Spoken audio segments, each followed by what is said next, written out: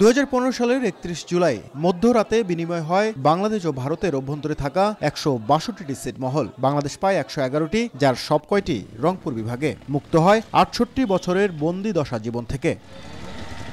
একটা সময় এসব ছিটমহলের বাসিন্দারা নিজেদের পরিচয়টুকু দিতে পারেননি, বঞ্চিত ছিলেন সব ধরনের মৌলিক সুযোগ সুবিধা থেকে। সরকারের নানা উন্নয়ন কর্মযজ্ঞে এখন বিলুপ্ত ছিটমহলে যুক্ত হয়েছে পাকা সড়ক, শিক্ষা প্রতিষ্ঠান, স্বাস্থ্যকেন্দ্র, হয়েছে শতভাগ বিদ্যুতায়ন। দীর্ঘ 68 বছরে আমাদের কোনো দেশের কোনো পরিচয় ছিল না, এখন আমরা বাংলাদেশের নাগরিক। কারেন্ট আসছে, আগে কপিবাতি দিয়ে আমরা পড়ালেখা করছিলাম। স্কুল মাদ্রাসা সব হয়েছে, এখন আমরা এখানে নিয়মিত স্কুল যেতে পারি। পোলা 2টা লেখাপড়া করতে পারছে, পারার পরে বর্তমান ঢাকায় একটা নাগরিকত্ব হয়েছে, আমরা ভোটার অধিকার পাইছি।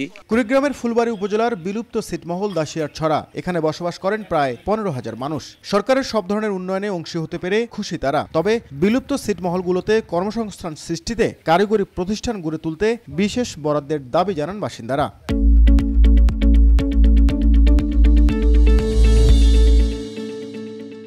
সুযোগ সুবিধা পাইতেছি, আবাদ করতেছি, এখন আর আগের মতো টেনশন নাই। নাগরিক হচ্ছি বিধায় আজকে আমরা চিকিৎসা, রাস্তাঘাট, বিদ্যুৎ, স্কুল, কলেজ বিভিন্ন জিনিসগুলো আমরা ফিরে পেয়েছি। এখানে চাকরি বাকরি হয়েছে, এখানে বয়স্ক ভাতা, প্রতিবন্ধী ভাতা, বুদ্ধি ভাতা হয়েছে। বিলুপ্ত ছিটমহলবাসীর জীবনমান উন্নয়নে সব ধরনের পদক্ষেপের কথা জানান স্থানীয় প্রশাসন।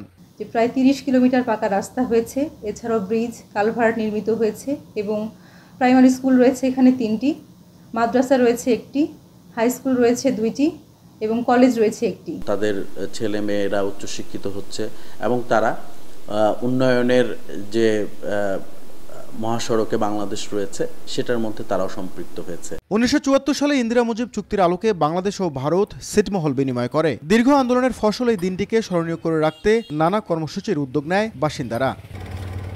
নাজমুল ইসলাম নিশাত, সময় সংবাদ, রংপুর।